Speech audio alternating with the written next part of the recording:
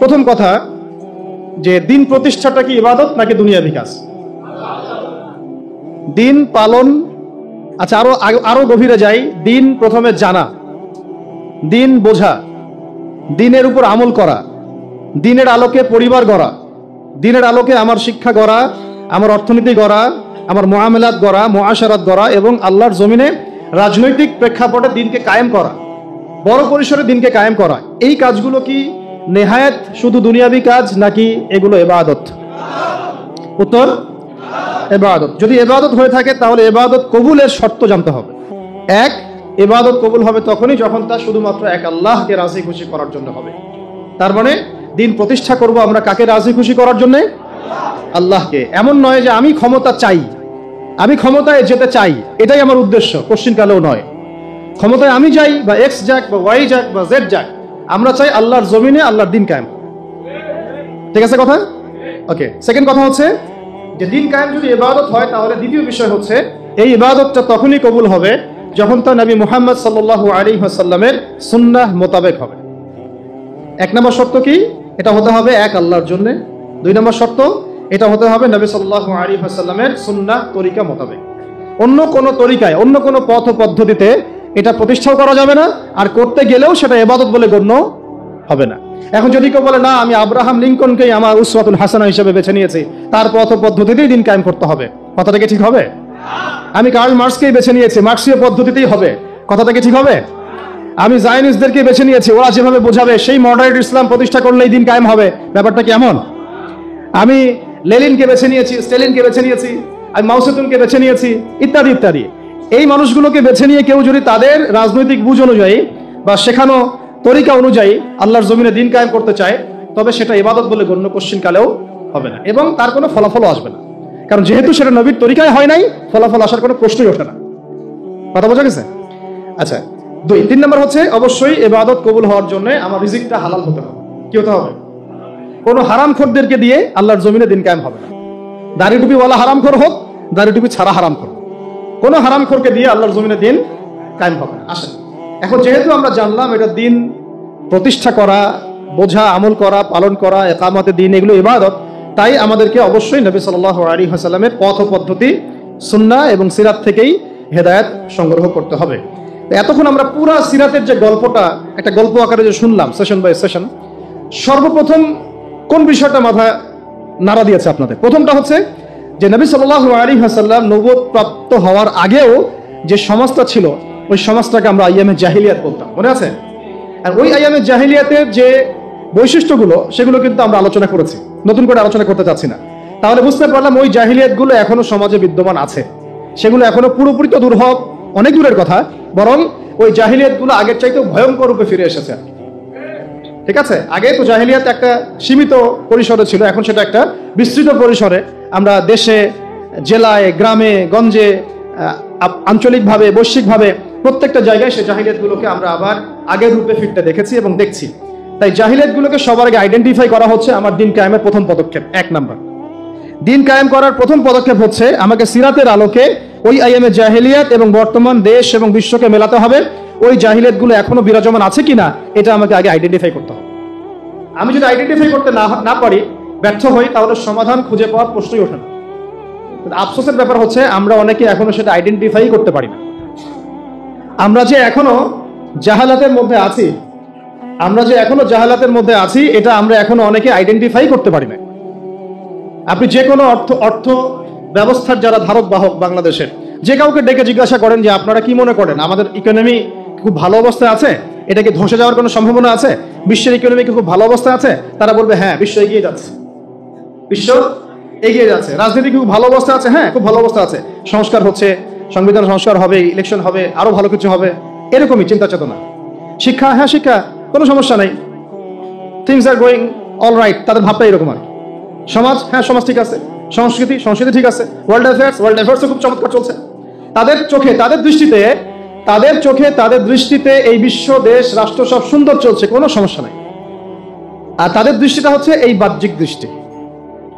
তারা যদিও Cambridge, Oxford, Harvard থেকে পড়ে এসেছেন, ঢাকা বিশ্ববিদ্যালয়ে ফারাক হয়েছেন, তবুও তারা বাইরের চোখ দিয়ে দেখেন, ভিতরের চোখ তাদের অন্ধ। আর যদি তারা ভিতরের চোখ দিয়ে দেখতে পারতেন তাহলে বুঝতেন যে আসলে কোনো সেক্টরই ঠিক নাই, না আমার ব্যক্তি জীবন ঠিক আছে, আর না শিক্ষা, আর না সংস্কৃতি, আর না অর্থনীতি, আর না ব্যবসা বাণিজ্য, আর না আমার রাষ্ট্র, আর না রাষ্ট্রের সংবিধান আর আইন কানুন, কোনো কিছুই ঠিক নাই। প্রত্যেকটা বিষয় আইয়ামে জাহিলিয়াতের সেই বিষ বাষ্পের মধ্যেই ঘোরাফেরা করছে, ঘুরপাক খাচ্ছে। এবং বিশ্বের অবস্থা এর চেয়ে অনেক বেশি করুণ। আমরা শুধুমাত্র রাষ্ট্র নিয়ে কথা বলছি, কিন্তু বিশ্বের অবস্থা কিন্তু এর চেয়েও আরো অনেক ভয়ঙ্কর।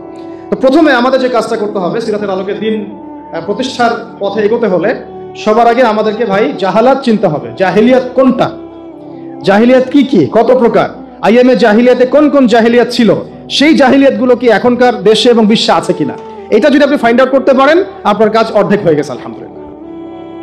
এটা ফাইন্ড আউট করতে না পারলে জনবল, সমাজ, রাষ্ট্র, ক্ষমতা, হ্যাঁ আপনার এই যে শোডাউন, আইওয়াস, অর্থ ব্যবস্থা, টাকা পয়সা, এগুলো দিয়ে কিচ্ছু করতে পারবেন না। আগে আপনাকে সমস্যা চিহ্নিত করতে হবে, সমস্যাগুলো কোন কোন জায়গায়। আসলেই কি রাসূল সাল্লাল্লাহু আলাইহি ওয়াসাল্লামের সেই মানে আইয়ামে জাহিলিয়াত যেটাকে আমরা বলছি তিনি আসার আগের কথা বলছি, ওই জাহালাতগুলো কি এখনো বর্তমান বিশ্বে আছে কিনা, এটা আইডেন্টিফাই করাটা হচ্ছে আমাদের প্রথম চ্যালেঞ্জ এবং প্রথম কাজ। আল্লাহ পাক আমাদেরকে করার তৌফিক দান করেন। দ্বিতীয় বিষয়টা হচ্ছে খেয়াল করে দেখুন সিরাতের আলোকে, যখন এটা স্পষ্ট হয়ে গেছে যে একটা সমাজ জাহেলি, একটা সমাজ অন্ধকারাচ্ছন্ন, তখন আল্লাহ রাব্বুল আলামিন সেই সমাজটাকে সংস্কার করার জন্য তার পক্ষ থেকে একজন রাসূল পাঠিয়েছেন। অ্যাজ এ টিচার একজন রাসূল পাঠিয়েছেন এবং তার কাছে আল্লাহ রাব্বুল আলামিন আল্লাহর পক্ষ থেকে তার কিতাব কোরআন এবং সুন্নাহ নাজিল করেছেন। মানে সমাজ সংস্কার করতে হলে, আল্লাহর জমিন থেকে জাহালাত দূর করতে হলে, দিন প্রতিষ্ঠা করতে হলে, ব্যক্তি থেকে নিয়ে রাষ্ট্র পর্যন্ত আগে আমার একটা জ্ঞানের উৎস লাগবে। একটা কি লাগবে? জ্ঞানের উৎস লাগবে। জাহালাত মানে অন্ধকার দূর করতে হলে আমাকে আলো লাগবে। আর এই আলো আমার নিজের বুদ্ধি থেকে, আমার হৃদয় থেকে, আমার বিজ্ঞান থেকে, আমার দর্শন থেকে এটা আবিষ্কৃত হবে না। এই আলো আসবে আল্লাহর পক্ষ থেকে। এই আলো কার পক্ষ থেকে আসবে? আল্লাহর পক্ষ থেকে আসা সেই আলোকে আমরা দুই ভাগে ভাগ করতে পারি। একে তো আমাদের নবী সাল্লাল্লাহু আলাইহি ওয়াসাল্লাম নিজেই সেই আলো, সুবহানাল্লাহ, এবং তার উপরে এসেছে আল্লাহ পাকের পক্ষ থেকে আল কোরআনুল কারীম এবং নবীর সুন্নাহ। এই দুই আলোক বর্তিকা হাতে নিয়ে তিনি এই অন্ধকারাচ্ছন্ন সমাজটাকে সংস্কার করার মিশনে হেঁটেছেন। প্রথম শুরু হয়েছে ইকরা বিসমি রাব্বিকাল্লাযী খালাক দিয়ে, পড়ুন আপনার রবের নামে যিনি আপনাকে সৃষ্টি করেছেন। তারপরে এসেছে ইয়া আইয়ুহাল মুদ্দাসসির, হে কম্বল আবৃত রাসূল, কুম ফাআনযির, আপনি উঠুন সতর্ক করুন। মানে আগে এসেছে পড়াশোনা করার কথা। যখন আমরা সমাজ সংস্কার করতে চাইবো, আল্লাহর জমিনে দিন কায়েম করার প্রশ্ন উঠবে, তখন সবার আগে নিজের জীবন থেকে শুরু করতে হবে এবং পড়াশোনা দিয়েই শুরু করতে হবে, জ্ঞান অর্জন দিয়েই শুরু করতে হবে। এটা ছাড়া অন্য কোনো অপশন আমাদের সামনে খোলা নেই। যদি আমরা সেই ওহীর জ্ঞানে আলোকিত না হতে পারি, তাহলে আমরা এই অন্ধকারাচ্ছন্ন সমাজকেও আলোকিত করতে পারবো না। সহজ কথা। নিজে যে ব্যক্তি আলোকিত না, সে অন্যকে আলো দিবে কিভাবে? নিজে যেটা আলোকিত না, যে ব্যক্তি বা যে সত্তা আলোকিত না, সে কিভাবে অন্য একটা সত্তাকে আলোকিত করতে পারে? তাই সবার আগে আমাদের প্রয়োজন আল্লাহ পাকের ওহীর জ্ঞানের চর্চা বাড়িয়ে দেওয়া। আল্লাহ পাক তৌফিক দান করেন। এবং সেই ওহীর জ্ঞানে আলোকিত হয়ে নিজেও এর উপরে আমল করা, আমার পরিবারটাকে সেভাবে গড়া এবং আমার যতটুকু পর্যন্ত আল্লাহ পাক আমাকে ক্ষেত্র দিয়েছেন সেখানেই আলোকে ছড়ায় দেওয়া। ইনশাআল্লাহ এভাবে আস্তে আস্তে সমাজ আলোকিত হবে ইনশাআল্লাহ। তাহলে আমরা সিরাতের আলোকে দিন কায়েমের পথে অন্যতম একটা নিয়ামক হিসেবে পাচ্ছি ওহীর জ্ঞান, ওহীর জ্ঞানের চর্চা, সেই জ্ঞান শেখা, সেই জ্ঞানের প্রচার করা, প্রসার ঘটানো এবং তার উপরে আমল করা। আল্লাহ পাক বোঝার তৌফিক দান করেন। 3 নম্বর বিষয়টা হচ্ছে কোন সাহাবী, তাবেঈ, তাবেঈ কেউই কিন্তু দেখবেন যে একা একা কখনো চলেন নাই, একা একা দিনকে শেখেনও নাই। একা একা চলা তো বহু দূরের কথা, একা একা দিনকে তারা শেখেনও নাই। সবসময় তারা রাসূল সাল্লাল্লাহু আলাইহি ওয়াসাল্লামের সোহবতে থেকেছেন। ওই জেনারেশনের পরের জেনারেশন সাহাবীদের সোহবতে থেকেছেন, তারপরের জেনারেশন তাবেঈদের সোহবতে থেকেছেন, তারপরে জেনারেশন তাবেঈদের সোহবতে থেকেছেন। মানে এই যে সোহবত, সংস্পর্শ, মানে এটা সিনাই আসবে। আল্লাহ রাব্বুল আলামিন তার নবীর উপরে পাঠিয়েছেন ওহীর জ্ঞান, সেটা নিয়ে এসেছেন একজন মালাক ফেরেশতা জিবরাইল আলাইহিস সালাম। তিনি তাকে জড়িয়ে ধরেছেন, সিনাই সম্পর্ক মনে আছে? জড়িয়ে ধরেছেন, ছেড়ে দিয়েছেন, মনে আছে কি? সিনাই সম্পর্ক। পড়েন, ইকরা, আপনি পড়ুন, মা আনা বিকারি, আমি তো পড়তে জানি না। আবার চেপে ধরা হলো, ইকরা, পড়ুন, মা আনা বিকারি, আমি তো পড়তে জানি না। হৃদয়ের সম্পর্ক খেয়াল করেছেন কি? তারপরে তিনি পড়তে পারলেন ইকরা বিসমি রাব্বিকাল্লাযী খালাক। তো একজন টিচার লাগে, কি লাগে?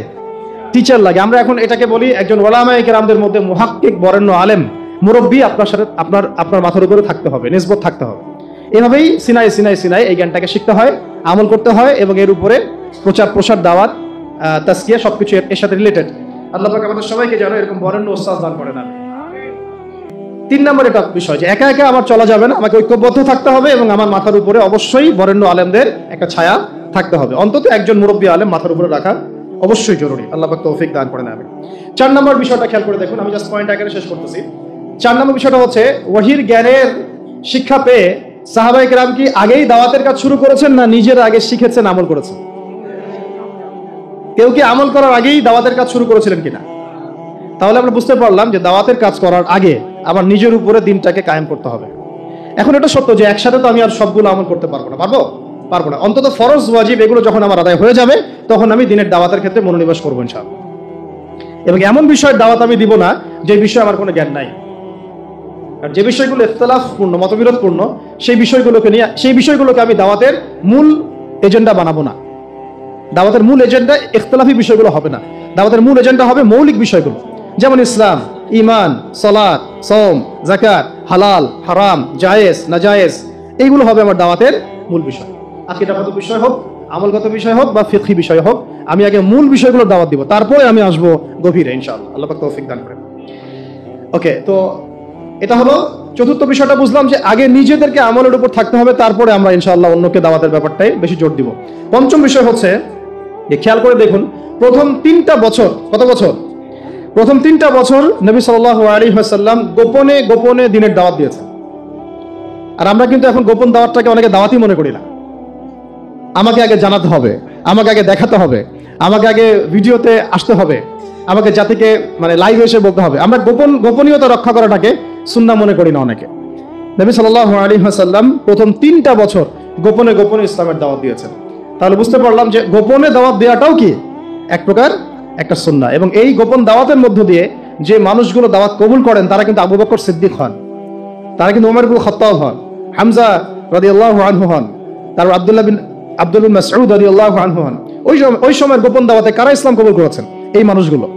আবু বকর রাদিয়াল্লাহু আনহু, ওমর ইবনে খাত্তাব, উসমান বিন আফফান, তালহা বিন উবাইদুল্লাহ, আব্দুর রহমান বিন আউফ, সাঈদ বিন আবি ওয়াক্কাস, আব্দুল্লাহ বিন মাসউদ, বিলাল বিন রাবাহ, এর যত সাহাবী আছে দেখছেন যারা বদরে, উহুদে, খন্দকে একদম সীসা ঢালা প্রাচীরের মতো নবী সাল্লাল্লাহু আলাইহি ওয়াসাল্লামের পাশে দাঁড়িয়েছিলেন, তারা কিন্তু ইসলাম কবুল করেছেন সেই গোপন দাওয়াতের সময়। তাই আমাদেরকে লৌকিকতা থেকে বের হয়ে আসতে হবে। আল্লাহর জমিনে দিন কায়েম করতে চাইলে কিছু কিছু ক্ষেত্রে অবশ্যই গোপনীয়তার দরকার আছে না নাই? আছে। সব যদি আমরা জানাই দেই তাহলে তো আমাদের গোপনীয়তা, প্রাইভেসি বলে কিছু থাকে না, আর তখন তো আমরা বিপদে পড়ি বেশি। তাই গোপন দাওয়াতের ব্যাপারটাতেও মাথায় একটু জোর দেওয়া আল্লাহ পাক আমাদেরকে তৌফিক দান করেন। 5 নাম্বার হচ্ছে, কয়টা বললাম? 5 না 4? এটা 5 হয়ে গেছে। 6 নাম্বার হচ্ছে দেখেন, গোপনে দাওয়াত দেওয়ার পরে যখন ওমর, হামজা রাদিয়াল্লাহু আনহুমা তাদের মতো কিছু সাহাবী ইসলাম কবুল করলেন, তখন ইসলামের শক্তি বেড়ে গেল। মানে ওমর রাদিয়াল্লাহু আনহু মানে হচ্ছে তিনি একাই 100 জন কাফেরের বিপক্ষে যথেষ্ট। হামজা রাদিয়াল্লাহু আনহু মানে একাই তিনি 100 কাফেরের এগেইনস্টে যথেষ্ট। এবং তাদের শুধু শারীরিক শক্তি ছিল এমন না, তাদের অর্থনৈতিক শক্তিও ছিল এবং সামাজিক রাজনৈতিক শক্তিও ছিল। তারা যখন একটা কথা বলতেন পুরা কওম সেই কথা বিশ্বাস করতো, মানতো। এই বনু আদি, তোমরা এই কাজটা করো, বনু আদি চুপচাপ সেই কাজ করবে, কোনো কথা বলবে না। এই বনু আব্দুল মুত্তালিব, তোমরা এই কাজ করো, আমার ভাতিজাকে সাপোর্ট দাও, বনু আব্দুল মুত্তালিব সেইভাবে সাপোর্ট দিবে, নড়াচড়া করবে না। তার মানে বুঝতে পারলাম এইরকম শক্তিশালী কিছু মানুষ যখন আমাদের দাওয়াতের মধ্য দিয়ে আল্লাহর দ্বীনে দীক্ষিত হবে, তখন দাওয়াতটা হবে একদম উন্মুক্ত, প্রকাশ্য, বেগবান। এইরকম মানুষগুলো যখন সিরাতের আদলে নবী সাল্লাল্লাহু আলাইহি ওয়াসাল্লামের দাওয়াতে ইসলামে এসেছেন, তখন থেকে দাওয়াতটা একদম বেগবান হয়েছে, প্রকাশ্য রূপ লাভ করেছে। এখন আমাদের জন্য সুবিধা, এটা আল্লাহ পাকের রহমত যে বাংলার জমিনে প্রকাশ্য দাওয়াত বহু আগে থেকেই শুরু হয়ে গেছে। এটা বহু আগে থেকে, শত শত বছর থেকে আমরা প্রকাশ্য দাওয়াতের অবস্থাতে আছি। আমরা এখানে গোপন দাওয়াতের অবস্থায় নাই। তবে আমরা আমাদের কার্যক্রম কিছু কিছু ক্ষেত্রে কুফার, ফাসিক, জালেম, মুরতাদ, মুনাফিকদের থেকে নিজেদেরকে সেভ করার স্বার্থে, কূটনৈতিক স্বার্থে, দূরদর্শিতার স্বার্থে কিছু বিষয়কে গোপন রাখা উচিত, এটা বুঝিয়েছি আমি। কিন্তু আমাদের দাওয়াত কিন্তু গোপন রাখার সুযোগ নাই। আমরা এখন প্রকাশ্য দাওয়াত দিব ইনশাআল্লাহ। কারণ আলহামদুলিল্লাহ আল্লাহ পাকের রহমতে বহু ওমর, বহু হামজা আমাদের ইসলামে বাংলার জমিনে দীক্ষিত হয়েছে আলহামদুলিল্লাহ। আরো হবে ইনশাআল্লাহ, আরো হবে ইনশাআল্লাহ। কিন্তু সমস্যা অন্য জায়গায়। সমস্যাটা হচ্ছে বাংলাদেশের বেশিরভাগ মানুষ দিনকে আংশিকভাবে গ্রহণ করে। বাংলাদেশের বেশিরভাগ মানুষ দিনটাকে আংশিকভাবে গ্রহণ করে। কেউ ব্যক্তি জীবনে গ্রহণ করে কিন্তু অর্থনীতির মধ্যে গ্রহণ করতে চায় না। কেউ অর্থনীতির মধ্যে গ্রহণ করে, রাজনীতির মধ্যে গ্রহণ করতে চায় না। কেউ দেখা যায় নামাজ রোজা হজ জাকাত সবই করে, আবার সুদও খায়, মদও খায়, ঘুষও খায়, দুর্নীতিও করে, আবার মানুষকে ক্রস ফায়ারও দেয়, গুমও করে, তাই না? বাংলাদেশের মানুষের সমস্যাটা অন্য। এখানে কিন্তু ন্যারেটিভটা অন্য একটা বিষয়। এখানে কিন্তু বিষয়টা এমন না যে একবার লা ইলাহা ইল্লাল্লাহ মুহাম্মাদুর রাসূলুল্লাহ পড়েছে মানে সে একদম আবু বকর হয়ে গেছে, ব্যাপারটা কিন্তু এমন না। এখানে বহু মানুষ লা ইলাহা ইল্লাল্লাহ মুহাম্মাদুর রাসূলুল্লাহ পড়ার পরেও আব্দুল্লাহ বিন উবাইয়ের অনুসারী হয়ে বসে আছে। বুঝতে পারছি কথা? তা আমাদের দেশের প্রেক্ষাপটটা আবার কিন্তু ভিন্ন। এটা কিন্তু সিরিয়া না, এটা কিন্তু আপনার প্যালেস্টাইন না, এটা কিন্তু আফগান না যে আপনি এখানে একজন কালিমা পড়া মুসলিমকে চোখ বন্ধ করে বলতে পারেন যে সে ব্যক্তি জান্নাতের সার্টিফিকেট প্রাপ্ত, নাউজুবিল্লাহ। চোখ বন্ধ করে বলতে পারেন সে প্রকৃত মানে বিশুদ্ধ আকীদার অনুসারী, বিশুদ্ধ মানহাজের অনুসারী। চোখ বন্ধ করে আপনি বলতে পারবেন না, যদিও সে ব্যক্তি লা ইলাহা ইল্লাল্লাহ পড়েছে। বাংলাদেশের সমস্যাটা ডিফারেন্ট, কারণ এখানে দর্শনগত আদর্শগত কিছু প্রবলেম আছে। তার মধ্যে একটা প্রবলেম হচ্ছে সেকুলারিজম। বহু মুসলমান কালিমা পড়েও সেকুলার হয়ে বসে আছে। অনেকে মুসলিম নাম হয়ে সাতেম হয়ে বসে আছে। অনেকে মুসলিম নামধারী, তারা দেখা যায় সুদখোর হয়ে বসে আছে। অনেকে মুসলিম নামধারী তাগুত হয়ে বসে আছে। কে বসে আছে? তাগুত হয়ে বসে আছে। বহু মুসলিম নামধারী কখন যে মুরতাদ হয়ে গেছে নিজেই জানে না, কখন যে মুরতাদ হয়ে গেছে সে নিজেই জানে না। তো বাংলাদেশের এই ন্যারেটিভের সমস্যাটা কিন্তু অন্যরকম। এখানে আপনি কালিমা পড়া কোনো মুসলমানকে চোখ বন্ধ করে বলতে পারতেছেন না যে একেবারে পাক্কা মুসলমান। তাই এখানে আমাদের দাওয়াতটাকে আবার অন্যভাবে পেশ করতে হবে, যে এখানে লা ইলাহা ইল্লাল্লাহ মুহাম্মাদুর রাসূলুল্লাহ এর পরিপূর্ণ এবং বিশুদ্ধ দাওয়াতটাকে আরো বেশি বেগবান করতে হবে। এরপরে সমাজ আলাদা হয়ে যাবে কাফেরদের শিবিরে, মুনাফিকদের শিবিরে, মুসলিমদের শিবিরে। তখন আপনি যে তাওহীদপন্থী খাঁটি মানুষদেরকে পাবেন, এরাই ইনশাআল্লাহ সেই ব্যক্তি যাদের দ্বারা আল্লাহ পাক আল্লাহর জমিনে দিন কায়েম করাবেন ইনশাআল্লাহ। বুঝতে পারছি কথা কি? এখানে কিন্তু একটু ডিফারেন্ট একটা ইস্যু আছে, এটা অনেকে আমরা বুঝি না। আমরা মনে করি যে ওই ভাই তো নামাজ পড়ে, সমস্যা কোথায়? ওই ভাই তো দেখি আমার সাথে মিছিল করলো, সমস্যা কোথায়? সমস্যা অন্য জায়গায়। সমস্যা হচ্ছে আকীদাগত সমস্যা, মানহাজগত সমস্যা এবং দিন কায়েমের পদ্ধতি নিয়ে সমস্যা। সমস্যা হচ্ছে ইসলামকে পূর্ণাঙ্গ হিসেবে সে গ্রহণ করছে নাকি আংশিক হিসেবে গ্রহণ করে, এটা নিয়ে সমস্যা। সমস্যা হচ্ছে সে কি মুসলিম হয়েও সেকুলার, মুসলিম হয়েও ডেমোক্রেটিক, মুসলিম হয়ে কি কমিউনিস্ট, মুসলিম হয়ে কি ন্যাশনালিস্ট, এইগুলো নিয়ে সমস্যা। তা আমাদেরকে একদম পাক্কা মুসলমান হইতে হবে। মানে আমাদের সামনে আছে আল কোরআন, আমাদের সামনে আছে নবীর সুন্নাহ, আমাদের সামনে আছে রাসূলুল্লাহ সাল্লাল্লাহু আলাইহি ওয়াসাল্লামের সিরাত এবং সাহাবীদের উসওয়া এবং মানহাজ। এর বাইরে আমরা কিছু নিচ্ছি না ইনশাআল্লাহ। এর সাথে যা মিলবে তা নিব, যা মিলবে না তা নিব না, খালাস। এর সাথে যা মিলবে তা নিব, যা মিলবে না নিব তো নাই, ছুটে ডাস্টবিনে ফেলে দিব। এই হলো একটা সমস্যা। তো আমাদের কিভাবে দাওয়াতটাকে বেগবান করতে হবে? প্রকৃত ইসলামের পূর্ণাঙ্গ দাওয়াত, দুটো শব্দ শুনে যান, প্রকৃত ইসলামের পূর্ণাঙ্গ দাওয়াত, এইটাকে বেগবান করতে হবে। আল্লাহ পাক তৌফিক দান করেন। এবং ইনশাআল্লাহ এই দাওয়াত যখন বেগবান হবে, তখন বহু হামজা এবং ওমর ইসলামে দীক্ষিত তো হবেই, পাশাপাশি সাহাবীদের মতো আমাদের উপর নির্যাতন নিপীড়নও আসবে। কথা বুঝতে পারছেন? এটাও সিরাত থেকে শিখলাম যে সাহাবায়ে কেরাম যখন প্রকাশ্যে দাওয়াত দেওয়া শুরু করেছেন, তখন তো ইসলাম নিয়ে এত মতভেদ নাই আছে। তখন তো ইসলাম নিয়ে, ইসলাম বলতে কেউ মুরজি আকীদা বুঝতেছে না, খারিজি আকীদা বুঝতেছে না, শিয়াইজম বুঝতেছে না, ওখানে তো মুতাজিলা ফিরকা নাই, ওখানে তো কাদিয়ানির ফিতনা নাই, ওখানে তো ইসলামী মুসলিমের ফিতনা নাই, ওখানে তো গণতন্ত্র নাই, ওখানে তো ডেমোক্রেসি, আপনার সেকুলারিজম নাই, কমিউনিজম নাই, জাতীয়তাবাদ নাই, আছে এগুলা? মক্কায় কি এগুলো ছিল? মক্কায় আবু জেহেলদের আইয়ামে জাহিলিয়াত ছিল, আবু জেহেলদের জাহালাত ছিল, কিন্তু এই যুগের আবু জেহেলদের জাহালাত মক্কায় ছিল না। বুঝতে পারেন এই কথাটা? মক্কায় অরিজিনাল আবু জেহেলদের জাহালাত ছিল, কিন্তু বর্তমান সময়কার আধুনিক আবু জেহেলদের জাহালাত মক্কায় ছিল না। এই জন্য এগুলো আমাদেরকে ফেস করতে হচ্ছে। এগুলো কাদেরকে ফেস করতে হচ্ছে? আমাদেরকে ফেস করতে হচ্ছে। এটাই হচ্ছে আমাদের পরীক্ষা। সবাইকে আল্লাহ পাক পরীক্ষা নেবেন, যার যার সময় সেভাবে পরীক্ষা নেবেন। আল্লাহ পাক আমাদেরকে যেন পরীক্ষায় পাশ করার তৌফিক দান করেন। এই দাওয়াতটা যখন বেগবান হয়েছে, তখন কিন্তু ওই জগৎবা সাহেব আবু জেহেল, আবু লাহাব একদম সাহাবীদের উপর নির্মম নির্যাতন শুরু করেছে। প্রথমেই কি সাহাবীরা অস্ত্র হাতে নিয়েছিলেন? উত্তর হচ্ছে না। প্রথমে সাহাবায়ে কেরাম মুখ দিয়ে প্রতিবাদ করেছেন, কখনো কখনো কথা দিয়ে প্রতিবাদ করেছেন, কখনো কখনো মানে গোত্রীয় সাপোর্ট দিয়ে প্রতিবাদ করেছেন, কখনো কখনো আপনার ধৈর্য ধরেছেন, মার খেয়েছেন, গালি খেয়েছেন, কখনো বা প্রয়োজনে হিজরত করেছেন। কি করেছেন? প্রয়োজনে হিজরত করেছেন। আবিসিনিয়াতে হিজরত হয়েছে, কখনো মদিনায় হিজরত হয়েছে, এমনকি আমাদের নবীজি নিজেও তায়েফে গিয়েছেন হিজরতের উদ্দেশ্যে। আবার তায়েফবাসী যখন সাহায্য করে নাই, নবী সাল্লাল্লাহু আলাইহি ওয়াসাল্লাম পরের বছর এসে কোথায় গিয়েছেন? মদিনায় হিজরত করেছেন।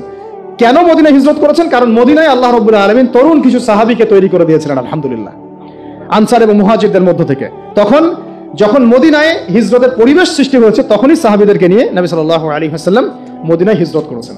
তো দিনের ইকামতের ক্ষেত্রে যদি হিজরতের প্রশ্ন আসে, সেইটাও আমাদের মাথায় রাখতে হবে, সেটা মাথায় রাখতে হবে। যদি দেখা যায় বাংলার জমিনে কাজ করতে করতে করতে করতে কিচ্ছুই করতে পারতেছেন না, আপনার ঘুরে ফিরে সেই রাম আর সেই বাম, সেই প্রগতিশীল, সেই সুশীল, সেই এক বোতলের মদ আরেক বোতলে, আরেক বোতলের মদ আরেক বোতলে, সেই ঘুরে ফিরে তাগুত, সেই কাফের, সেই মোরতাদ, তখন কি করবেন?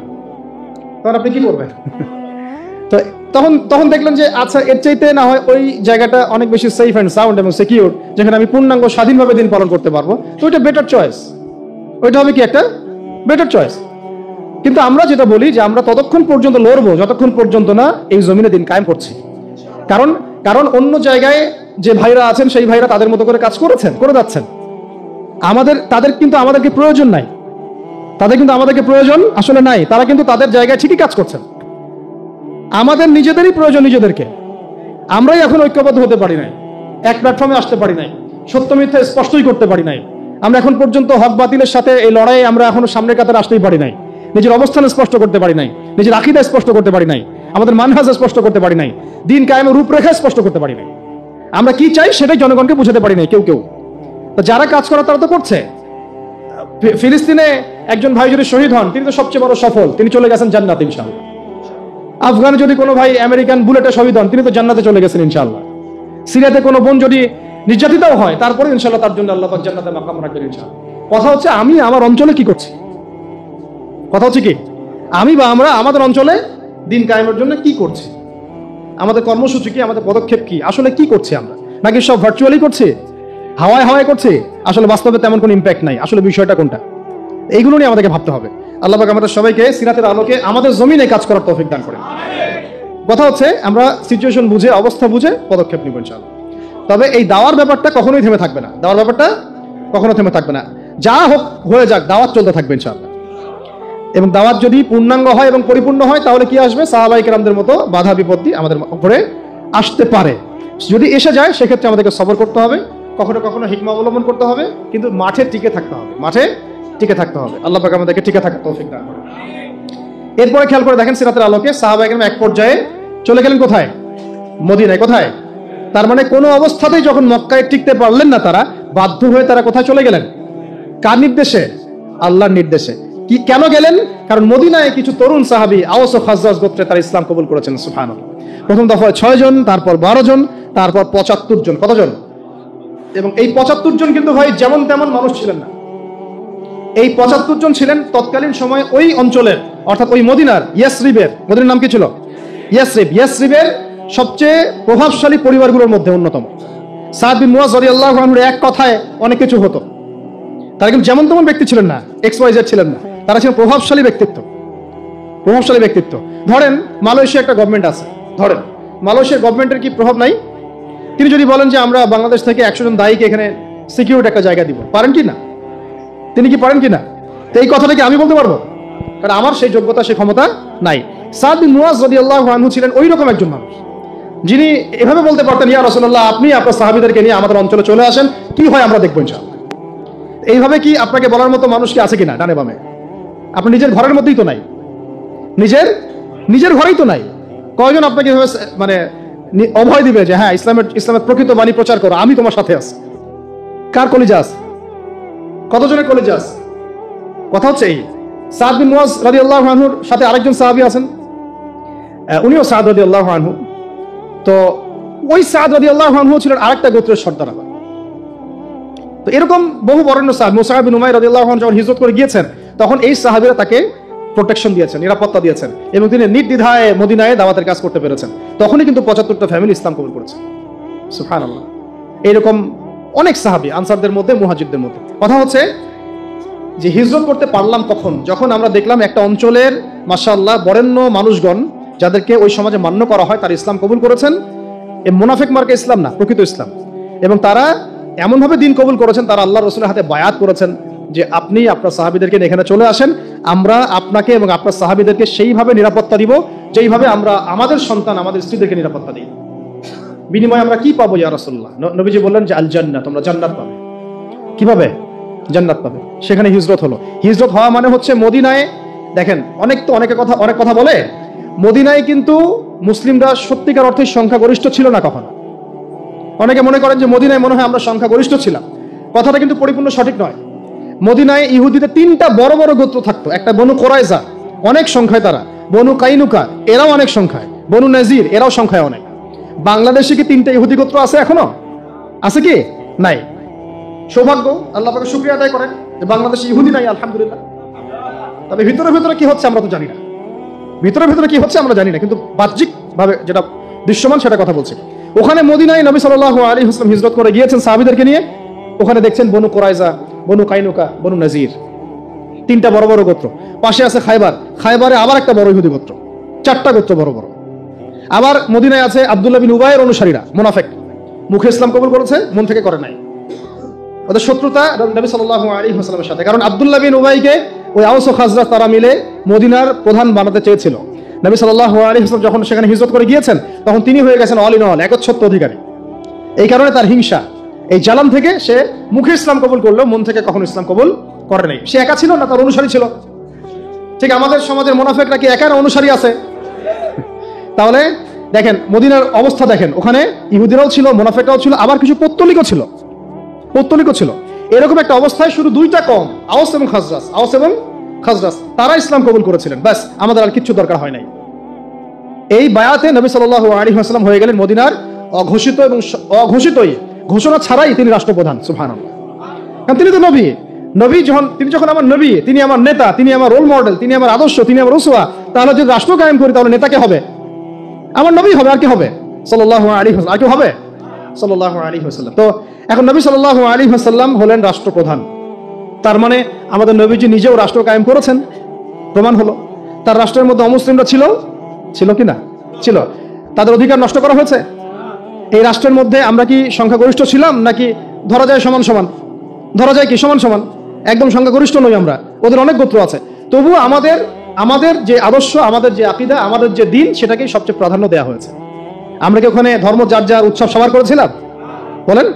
আমরা কি ওখানে ইহুদিদের ওই প্যাগোডা গিয়েছি, খ্রিস্টানদের গির্জাতেও গিয়েছি, হিন্দুদের মানে ওই পৌত্তলিকদের পূজাতেও গিয়েছিলাম? আমরা সহ অবস্থান করেছি শান্তিপূর্ণ, কেউ কারো ধর্মে দীক্ষিত হই নাই, কেউ কারো আদর্শে দীক্ষিত হয় না। বরং মদিনা সনদ করা হয়েছিল, ওই সনদে তারা সিগনেচার করেছিল আমাদের সাথে সহ অবস্থান করবে। পরে একটার পর একটা সনদ তারা ভঙ্গ করেছে, এরপর তাদেরকে বের করে দেওয়া হয়েছে। মদিনা রাষ্ট্রের ফাংশনটা বোঝা এখন খুব বেশি জরুরি, কারণ বর্তমান যে রাষ্ট্র নিয়ে কথাগুলো হচ্ছে, কেউই কিন্তু মূল জায়গায় হাত দিচ্ছেন না। সবাই বলছেন এটা সংস্কার করা দরকার, এইটা সংস্কার করা দরকার, আমাদের সামনে এই পদক্ষেপ নেওয়া যেতে পারে, ওইটা নেওয়া যেতে পারে। কিন্তু আপনি সর্বকালের সর্বশ্রেষ্ঠ মহামানব মুহাম্মদুর রাসূলুল্লাহ সাল্লাল্লাহু আলাইহি ওয়াসাল্লামের নিজের হাতে গড়া মদিনা রাষ্ট্রের ফাংশনটা আপনি কিন্তু নিচ্ছেন না, বরং আপনি তাকে মূল্যায়নও করছেন না। ওই রাষ্ট্রের যে ফাংশন, এর চেয়ে বড় কোনো ফাংশন বিশ্ববাসী দেখে নাই। এমন শান্তির রাষ্ট্র কখনো বিশ্ববাসী দেখে নাই। ওর উপর দাঁড়িয়ে দীর্ঘ 1250 বছর আমরা বিশ্ব শাসন করেছি। কত বছর? 1250 বছর।